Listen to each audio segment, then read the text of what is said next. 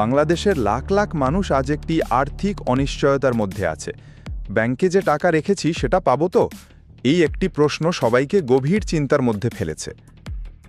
কারণ দেশের ইতিহাসে সবচেয়ে আলোচিত ইসলামী ব্যাংক মার্জার এখনো ভয়ঙ্কর অনিশ্চয়তার মধ্যে। ৯১ লাখের বেশি গ্রাহক, ১৫,০০০ কর্মচারী এবং হাজার হাজার কোটি টাকার ভবিষ্যৎ ঝুলে আছে এক অদৃশ্য আতঙ্কের উপর। মানুষ ব্যাংকে যাচ্ছে টাকা তুলতে, কিন্তু ফিরছে হতাশ হয়ে। কোথাও বিক্ষোভ, কোথাও তালা, কোথাও পুলিশের পাহারা। আর এর মাঝেই নতুন করে সামনে এসেছে ভয়ঙ্কর প্রশ্ন, যারা একসময় ব্যাংক খাতকে ধ্বংস করেছে তারা কি আবার ফিরে আসছে? ভিডিও শুরু করার আগে চ্যানেলটি সাবস্ক্রাইব করে দিন এবং বেল বাটনটি অল করে দিন। আপনার সাপোর্ট আমাদের অনুপ্রেরণা যোগাবে। আজকের এই বিশেষ প্রতিবেদনে আমরা ধাপে ধাপে দেখব কেন তৈরি হয়েছিল সম্মিলিত ইসলামী ব্যাংক, কেন এখন সেই পরিকল্পনাই প্রশ্নের মুখে, কেন গ্রাহকরা রাস্তায় নেমেছেন এবং সবচেয়ে গুরুত্বপূর্ণ, এই সংকটের শেষ কোথায়। ভিডিওর শেষ অংশে থাকছে এমন কিছু তথ্য যেগুলো শুনলে আপনি বুঝতে পারবেন বাংলাদেশের ব্যাংক খাত আসলে কত বড় ঝুঁকির মধ্যে আছে। তাই ভিডিওটি শেষ পর্যন্ত দেখুন। গত কয়েক বছর ধরে বাংলাদেশের ব্যাংক খাতের ভেতরে জমতে থাকে ভয়াবহ সংকট। খেলাপি ঋণ বাড়তে থাকে অস্বাভাবিকভাবে, কোটি কোটি টাকা বেরিয়ে যেতে থাকে বিভিন্ন অনিয়ম আর দুর্নীতির মাধ্যমে। বিশেষ করে ইসলামী ধারার কয়েকটি ব্যাংক ধীরে ধীরে এমন অবস্থায় পৌঁছে যায় যেখানে গ্রাহকদের টাকা ফেরত দেওয়াই কঠিন হয়ে পড়ে। সবচেয়ে বেশি আলোচনায় আসে এস আলম গ্রুপকে ঘিরে অভিযোগগুলো। অভিযোগ উঠতে থাকে ব্যাংক থেকে বিপুল পরিমাণ অর্থ বের করে নেওয়া হয়েছে, আর তার সরাসরি প্রভাব পড়ে সাধারণ মানুষের উপর। কারণ ব্যাংকের টাকা মানে শুধু সংখ্যা নয়, সেটা কারো সারা জীবনের সঞ্চয়, কারো মেয়ের বিয়ের টাকা, কারো চিকিৎসার শেষ ভরসা। এই পরিস্থিতি সামাল দিতে সরকার এবং বাংলাদেশ ব্যাংক সিদ্ধান্ত নেয় ৫টি দুর্বল ইসলামী ব্যাংককে একসাথে করে একটি নতুন কাঠামো গঠন করার। নাম দেওয়া হয় সম্মিলিত ইসলামী ব্যাংক। পরিকল্পনাটা শুনতে ভালো লাগলেও শুরু থেকেই প্রশ্ন ছিল, একাধিক দুর্বল ব্যাংককে একসাথে করলেই কি একটি শক্তিশালী ব্যাংক তৈরি হয়? অনেক অর্থনীতিবিদ তখনই সতর্ক করেছিলেন, ৫টি ডুবন্ত নৌকা একসাথে বেঁধে দিলেই সেটা জাহাজ হয়ে যায় না। আর আজ দেখা যাচ্ছে সেই আশঙ্কাই ধীরে ধীরে বাস্তবে রূপ নিচ্ছে।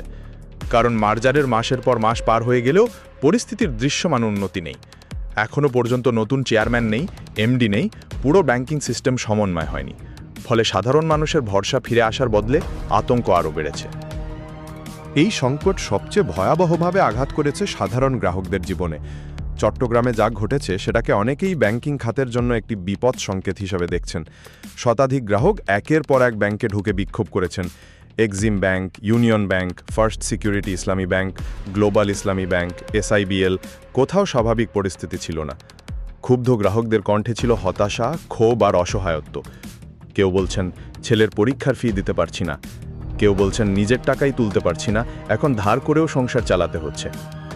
ভাবুন একবার, মানুষ ব্যাংকে টাকা রাখে নিরাপত্তার জন্য, কিন্তু সেই ব্যাংকের সামনেই যদি তাকে দাঁড়িয়ে আন্দোলন করতে হয়, তাহলে সেটি শুধু অর্থনৈতিক সংকট নয়, এটি মানুষের বিশ্বাস ভেঙে পড়ার চিত্র। সবচেয়ে বেশি আতঙ্ক তৈরি করেছে হেয়ার কাট নীতি। গ্রাহকদের মনে ভয় ঢুকে গেছে, আমরা কি পুরো টাকা ফেরত পাবো নাকি কেটে নেওয়া হবে। এই ভয়ই মানুষকে আরও উত্তেজিত করে তুলেছে। অনেক জায়গায় পরিস্থিতি নিয়ন্ত্রণে অতিরিক্ত পুলিশ মোতায়েন করতে হয়েছে। ব্যাংকের স্বাভাবিক কার্যক্রম প্রায় থমকে যায়, আর সাধারণ মানুষ বুঝতে শুরু করে সমস্যা হয়তো তাদের ধারণার চেয়েও গভীর। পরিস্থিতি আরও জটিল হয়ে ওঠে যখন খবর আসে সোশ্যাল ইসলামী ব্যাংক বা এসআইবিএল এই মার্জার থেকে বেরিয়ে যেতে চায়। এই খবর পুরো ব্যাংকিং খাতে নতুন ধাক্কা দেয়। কারণ যদি একটি ব্যাংকই বেরিয়ে যেতে চায়, তাহলে পুরো সম্মিলিত ইসলামী ব্যাংক ধারণাটাই প্রশ্নের মুখে পড়ে যায়। মানুষ তখন প্রশ্ন করতে শুরু করে, সরকার কি ভুল সিদ্ধান্ত নিয়েছিল? এই মার্জার কি আদৌ সফল হবে, নাকি এটি বাংলাদেশের ব্যাংক ইতিহাসের আরেকটি ব্যর্থ পরীক্ষায় পরিণত হবে? সবচেয়ে অবাক করা বিষয় হলো, এত বড় একটি ব্যাংক কাঠামো গঠনের পরও এখনও পর্যন্ত পূর্ণাঙ্গ প্রশাসনিক কাঠামো দাঁড় করানো যায়নি। না আছে চেয়ারম্যান, না আছে কার্যকর নেতৃত্ব, না আছে সমন্বিত প্রযুক্তি ব্যবস্থা। অর্থাৎ কাগজে কলমে একটি ব্যাংক তৈরি হলেও বাস্তবে সেটি এখনও পুরোপুরি দাঁড়াতেই পারেনি। বিশ্লেষকরা বলছেন, এই অনিশ্চয়তা যত দীর্ঘ হবে, সাধারণ মানুষের আস্থাহীনতা তত বাড়বে। কারণ ব্যাংকিং খাতে সবচেয়ে গুরুত্বপূর্ণ জিনিস হলো বিশ্বাস, আর সেই বিশ্বাস একবার ভেঙে গেলে সেটি ফিরিয়ে আনা খুব কঠিন। এবার আসি এমন একটি বিষয়ে যেটি নিয়ে এখন সবচেয়ে বেশি আলোচনা হচ্ছে, ব্যাংক রেজুলেশন আইনের 18 ক ধারা। অনেকের আশঙ্কা, এই আইনের সুযোগ নিয়ে অতীতে যারা ব্যাংক লুটপাট করেছে তারা আবারও ব্যাংকের নিয়ন্ত্রণে ফিরে আসতে পারে। এটি শুধু একটি আইনগত বিতর্ক নয়, এটি মানুষের মনে তৈরি হওয়া ভয়। কারণ মানুষ এখনও ভুলে যায়নি কিভাবে কিছু গোষ্ঠীর কারণে ব্যাংক খাতের ওপর আস্থা ভেঙে পড়েছিল। বিশেষজ্ঞরা বলছেন, যদি একই ব্যক্তিরা আবারও নিয়ন্ত্রণে আসে তাহলে সংকট আরও ভয়াবহ হতে পারে। তবে বাংলাদেশ ব্যাংকের গভর্নর আশ্বাস দিয়েছেন, এমন কঠিন শর্ত রাখা হয়েছে যাতে পুরনো লুটপাটকারীরা সহজে ফিরে আসতে না পারে। কিন্তু তবুও প্রশ্ন থেকেই যাচ্ছে, কারণ সাধারণ মানুষ এখন আর শুধু আশ্বাস শুনতে চায় না, তারা বাস্তবে পরিবর্তন দেখতে চায়। বাংলাদেশ ব্যাংক বলছে, সমস্যা সমাধানে সময় লাগবে, রাতারাতি সব ঠিক করা সম্ভব নয়। বন্ধ শিল্প কারখানা চালু করার জন্য নতুন আর্থিক প্যাকেজের কথাও বলা হচ্ছে। তবে অর্থনীতিবিদরা বলছেন, শুধু টাকা দিলেই হবে না। কেন কারখানা বন্ধ হয়েছে, কেন ব্যবসা ক্ষতিগ্রস্ত হয়েছে, কেন মানুষ ঋণ ফেরত দিতে পারেনি, সেগুলোও দেখতে হবে। এখন বাংলাদেশ ব্যাংক বলছে, ঋণ দেওয়ার আগে আরও কঠোর যাচাই করা হবে। গ্রাহকের অতীত রেকর্ড দেখা হবে, টাকা ফেরত দেওয়ার সক্ষমতা পরীক্ষা করা হবে।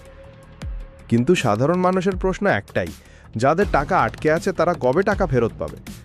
কারণ বাস্তবতা হলো, একজন সাধারণ মানুষ অর্থনীতির জটিল হিসাব বোঝে না, সে শুধু বোঝে তার সারা জীবনের সঞ্চয় নিরাপদ কিনা। ব্যাংক সংকটের মাঝেই সামনে এসেছে আরও ভয়ঙ্কর এক বাস্তবতা। শুধু ব্যাংক নয়, দেশের কয়েকটি আর্থিক প্রতিষ্ঠান বা লিজিং কোম্পানির গ্রাহকরাও আজ চরম অসহায় অবস্থায় দিন কাটাচ্ছেন। বাংলাদেশ ব্যাংকের সামনে মুখে কালো কাপড় বেঁধে মানববন্ধন করেছেন পিপলস লিজিং, ফার্স্ট ফাইন্যান্স এবং ইন্টারন্যাশনাল লিজিং সহ কয়েকটি প্রতিষ্ঠানের ভুক্তভোগীরা। তাদের অভিযোগ, বছরের পর বছর ধরে তারা নিজেদের জমা রাখা টাকার একটি অংশও ফেরত পাচ্ছেন না। অনেকেই কান্নাজড়িত কণ্ঠে বলেছেন, আমার চিকিৎসার টাকা আটকে আছে, কারো বিয়ের টাকা নেই, কারো শেষ বয়সে সঞ্চয় শেষ হয়ে গেছে। সবচেয়ে হৃদয় বিদারক বিষয় হলো, অনেক ভুক্তভোগী অসুস্থ হয়ে পড়েছেন, কেউ কেউ মারা গেছেন বলেও অভিযোগ উঠেছে। এই ঘটনাগুলো সাধারণ মানুষের মনে নতুন ভয় তৈরি করছে, কারণ মানুষ এখন ভাবতে শুরু করেছে, ব্যাংক বা আর্থিক প্রতিষ্ঠানে টাকা রাখাই কি ঝুঁকিপূর্ণ হয়ে যাচ্ছে। বিশ্লেষকরা বলছেন, যদি দ্রুত এই সংকটের সমাধান না হয় তাহলে মানুষ ধীরে ধীরে আনুষ্ঠানিক ব্যাংকিং ব্যবস্থা থেকে দূরে সরে যেতে পারে, আর সেটি দেশের অর্থনীতির জন্য ভয়ঙ্কর সংকেত হবে। এ কারণেই এখন শুধু ব্যাংক নয়, পুরো আর্থিক খাতের ওপর মানুষের আস্থা ফিরিয়ে আনা সবচেয়ে বড় চ্যালেঞ্জ হয়ে দাঁড়িয়েছে। বাংলাদেশের ব্যাংক খাত আজ এমন এক সময় পার করছে যেখানে শুধু ব্যাংকের ভবিষ্যৎ নয়, মানুষের বিশ্বাস ও পরীক্ষার মুখে। সম্মিলিত ইসলামী ব্যাংক কি সত্যিই ঘুরে দাঁড়াবে, নাকি এটি আরও বড় সংকটের শুরু? এই প্রশ্নের উত্তর এখনও কেউ জানে না। তবে একটা বিষয় পরিষ্কার, যদি মানুষের আস্থা ফিরিয়ে আনা না যায় তাহলে শুধু একটি ব্যাংক নয়, পুরো ব্যাংকিং ব্যবস্থাই বড় ঝুঁকির মুখে পড়বে। আপনার কি মনে হয়, এই মার্জার সিদ্ধান্ত সঠিক ছিল, নাকি শুরু থেকেই এটি ভুল পরিকল্পনা ছিল? কমেন্টে আপনার মতামত জানান। ভিডিওটি গুরুত্বপূর্ণ মনে হলে শেয়ার করুন। আর এমন গুরুত্বপূর্ণ ব্যাংকিং ও অর্থনৈতিক বিশ্লেষণ পেতে চ্যানেলটি সাবস্ক্রাইব করতে ভুলবেন না।